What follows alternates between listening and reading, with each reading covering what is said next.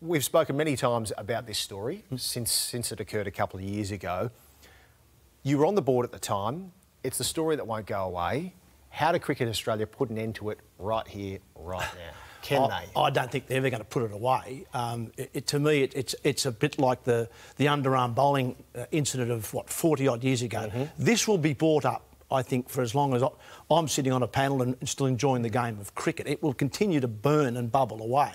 The question about whether Cricket Australia did enough 3 years ago, the answer to that is yes. I think we had a 4-day window between the end of the Cape Town Test and the start of the 4th Test, which was at Johannesburg, I think it was, to send someone over, do an investigation, make a report, and then make some decisions around that. And that was obviously to send the 3 players home and then to deal with it then. So, yes, was it an absolute ideal situation? Of course not. It would have been great to have 6 months to do all this. But we had a 4-day window, and I think in that time we got it right.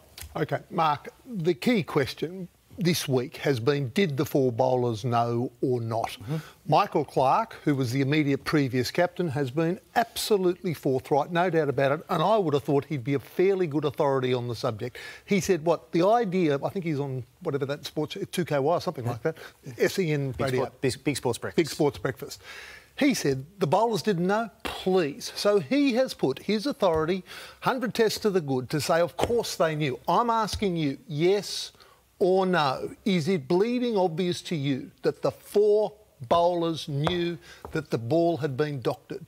It's bleeding obvious to me they didn't know that it had been doctored. You've only got to read what they said during the week, and if I could just read it out, we did not know a foreign substance was taken out of the field to alter the condition of the ball. And as they said, the 2 umpires in the game did not change the ball. So there was an attempt to change the condition of the ball, but they didn't get to do it. And the umpire said, that ball's still fine, let's get on with it. So they did not know. There was a brilliant piece written about this in the Herald yesterday. As a matter of fact, oh, God, I wrote it. And I'm talking about the former South African fast bowler. Funny de Villiers, is that his name? Funny de Villiers, OK. Yes. He's the guy. He's a former fast bowler. He looks at the ball out on the field and goes, gee, that's moving strangely early in the innings. So he says to camera 1, camera 2, camera 3, can you follow the ball as it moves around? And that's where it rose. So this guy, former fast bowler, he's 100 metres away and he says something odd's going on here, and you're saying the 4 fast bowlers out on the field who know the ball intimately, who look at it every time, they didn't know. No, they didn't.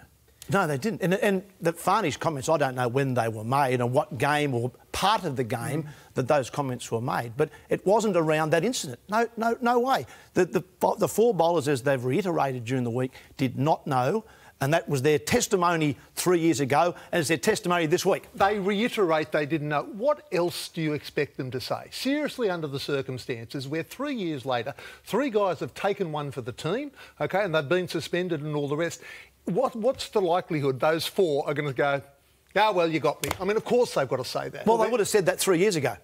I reckon if 3 years ago, if they knew that a foreign substance was taken out of the field, I would like to think those 4 guys who I think have high integrity would have said 4 years ago, no, we do not know. For the sake of full transparency, Christy, would you like to see Cricket Australia release the report that they did at the time rather than keep it behind closed doors? Yeah, absolutely. The Australian public was appalled and embarrassed. Myself as an Australian athlete was embarrassed that we had a cheating scandal. If you're trying to rebuild faith and trust, the first things you need to do are be transparent and accountable.